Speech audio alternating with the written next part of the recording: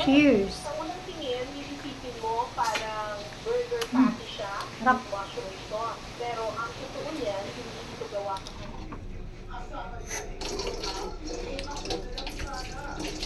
Kailangan muna natin siyang linisin, guys.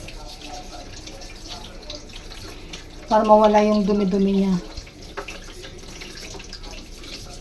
Ito yung gamit ko. Steel wool. Ayan o.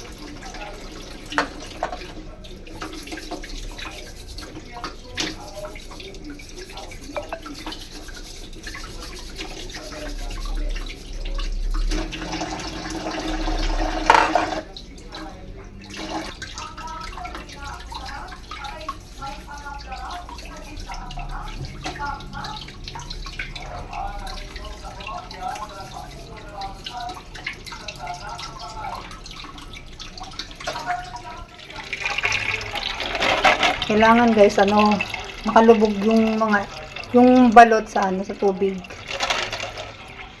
Para maluto siya ng maayos.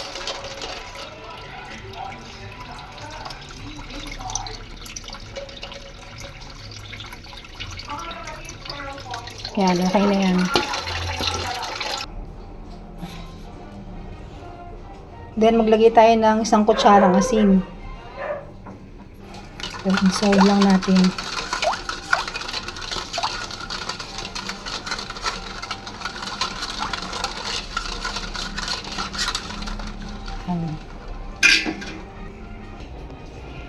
Papakuluan muna natin siya sa medium heat. Then, pag kumulo na,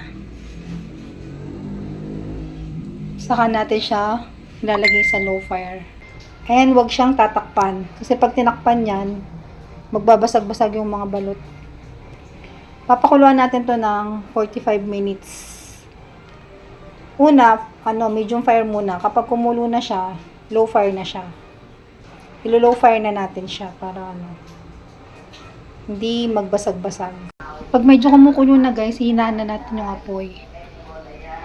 I-low heat na natin siya. Ay, namatay.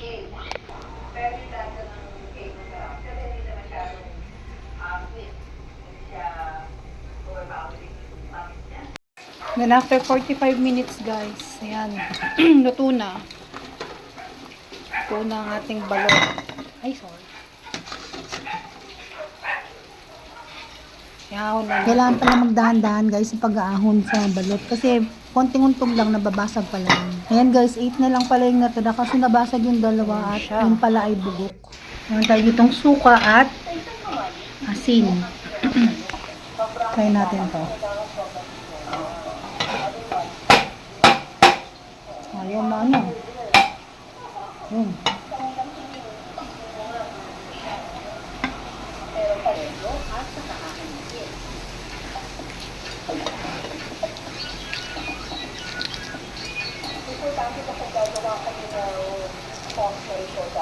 Yun o. Lagyan natin ng suka. Then, konting asin. ready na po siya. Cheers! Sa unang tingin, iisipin mo parang burger patty siya, mushroom sauce. Pero ang totoo niyan, hindi ito gawa sa kanya. Ito ay gawa sa eggplant or sa talong. What? Mahilig kasi ako sa talong, kaya Sarap. okay sa akin yung flavor nito. Then, yung mga bata nga, hindi naman realize na balong yung pinakain nila. Tapos masarap yung sauce or yung gravy na ginamit. Magugustuhan niya ito ng mga sake. Wow. Tapos healthy pa. Ito nga pala, guys, yung balot na to, itlog siya nung mga alaga naming pato.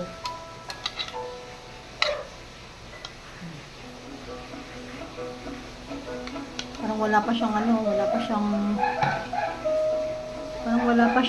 ano tawag dito, sisiw.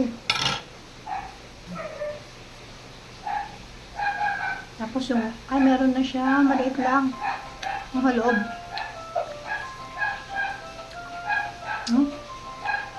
Ito yung magandang ano, balot. Ayan o. Maliit lang yung sisiw.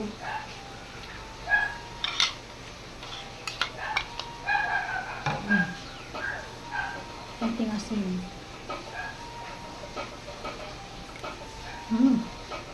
Sarap.